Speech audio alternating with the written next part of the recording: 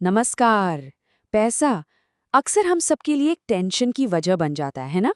पर क्या हो अगर हम इसी पैसे को, इसी टेंशन को एक मजबूत, सुरक्षित स्ट्रक्चर में बदल सकें? आज हम यही जानेंगे, एक बहुत ही सिंपल फ्रेमवर्क के साथ। तो यहाँ एक सवाल आता है जो हम सबको खुद से पूछना चाहिए कि हमारा जो फाइनेंशियल घर है वो पत्थर पर बना है या रेत पर। ये सवाल ही हमें ये समझने में मदद करेगा कि हमारी आर्थिक बुनियाद आखिर कितनी मजबूत है। तो ये रहा हमारे पूरे काम का ब्लूप्रिंट। हम बिल्कुल शुरुआत से यानी नींव रखने से स्टार्ट करेंगे और फिर स्टेप बाय स्टेप समझेंगे कि एक मजबूत फाइनेंशियल घर कैसे बनाया जाता है। तो चलिए शुरू करते हैं सबसे पहले और सबसे ज़रूरी कदम से, अपने कैश फ्लो को समझना, क्योंकि यहीं से एक मजबूत फाइनेंशियल घर की नींव रखी जाती है। देखिए, फाइनेंशियल कंट्रोल का सबसे पहला रूल है अवेयरनेस। मतलब ये जानना कि पैसा जा कहाँ रहा है। अगर हमें यही नहीं पता तो हम उसे कंट्रोल कैसे करेंगे? तो बजट बनाने का प्रोसेस बहुत सिंपल है। बेसिकली 3 स्टेप्स हैं। सबसे पहले अपने सारे डेली और मंथली खर्चों को ट्रैक कीजिए। फिर उनमें से नॉन एसेंशियल यानी गैर ज़रूरी खर्चों को पहचानिए और आखिर में अपनी इनकम को ज़रूरतों, सेविंग्स और बाकी खर्चों में सही तरीके से बांट दीजिए। यही वो ब्लूप्रिंट है जो हमें सही रास्ते पर रखता है। तो फाउंडेशन तो बन गया, अब बारी है दीवारें खड़ी करने की। और इसका मतलब है सेविंग्स के जरिए एक सेफ्टी नेट बनाना और जो खराब कर्ज है उसके बोझ को हटाना। ये एक बहुत पावरफुल आइडिया है। पे योरसेल्फ फर्स्ट, मतलब खर्चों के बारे में सोचने से भी पहले अपनी इनकम का एक हिस्सा सेविंग्स के लिए अलग रख देना।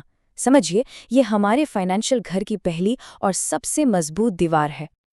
तो खुद को पहले पे करने से होता क्या है? होता यह है कि सेविंग एक चॉइस नहीं, एक नॉन नेगोशिएबल एक्सपेंस बन जाती है।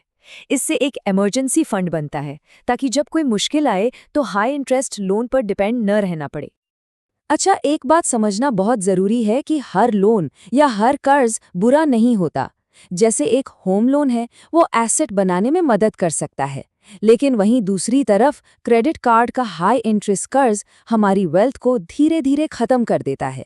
एक मजबूत ढांचे के लिए इस बुरे कर्ज से छुटकारा पाना बहुत ज़रूरी है।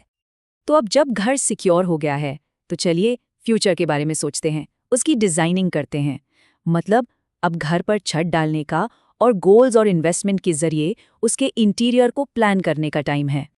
फाइनेंशियल गोल्स, आप इनको ऐसे समझिए जैसे ये वो आर्किटेक्चरल प्लान है जो हमारे पूरे स्ट्रक्चर को एक पर्पस, एक दिशा देते हैं। इनके बिना हमारा सारा एफर्ट दिशाहीन हो सकता है। ये गोल्स कुछ भी हो सकते हैं, short term, medium term, long term. Short term में किसी वेकेशन के लिए सेविंग करने से लेकर लॉन्ग टर्म में रिटायरमेंट या बच्चों की एजुकेशन प्लान करने तक। और यहीं पर कंपाउंडिंग की पावर समझ आती है। ये एक तरह का जादू है जहां आपका पैसा खुद और पैसा कमाना शुरू कर देता है। इसीलिए कहते हैं कि इन्वेस्टमेंट जल्दी शुरू करना चाहिए, क्योंकि टाइम आपके पैसे को तेजी से ग्रो करने में मदद करता है। अच्छा, घर तो बन गया, लेकिन उसे मेंटेन करना भी तो उतना ही जरूरी है ना? तो चलिए अब देखते हैं कि अपने इस फाइनेंशियल घर को आने वाले सालों तक मजबूत और सुरक्षित कैसे बनाए रखें। देखिए, फाइनेंशियल लिटरेसी कोई वन टाइम जॉब नहीं है। ये तो उस रेगुलर मेंटेनेंस की तरह है जो घर को बड़ी और महंगी प्रॉब्लम से बचाता है। तो सवाल है, अपनी फाइनेंशियल अंडरस्टैंडिंग को बेहतर कैसे बनाएं? अरे ये मुश्किल नहीं है। पर्सनल फाइनेंस पर किताबें पढ़ सकते हैं, अच्छे फाइनेंशियल न्यूज़ सोर्सेज को फॉलो कर सकते हैं, या इन्वेस्टिंग पर कोई कोर्स भी कर सकते हैं। अब बात करते हैं लाइफस्टाइल इन्फ्लेशन की। इसे आप ऐसे सोचिए जैसे छत में एक लीक हो गया हो। अगर इसे मैनेज नहीं किया तो ये धीरे धीरे पूरे स्ट्रक्चर को कमजोर कर सकता है, भले ही आपकी इनकम बढ़ रही हो। तो चलिए अब इन सारे हिस्सों को एक साथ जोड़ते हैं और देखते हैं कि हमारा तैयार सिक्योर फाइनेंशियल घर आखिर दिखता कैसा है। और ये रहे वो 7 पिलर्स जो फाइनेंशियल मास्टरी की फाउंडेशन है। ब्लूप्रिंट से लेकर फ्रेम, डिजाइन, छत और आखिर में इंस्पेक्शन और मेंटेनेंस तक, हर एक पिलर हमारे घर बनाने वाले आइडिया से जुड़ा है। ये एक ऐसा फ्रेमवर्क है जिसे आसानी से याद भी रखा जा सकता है और अप्लाई भी किया जा सकता है।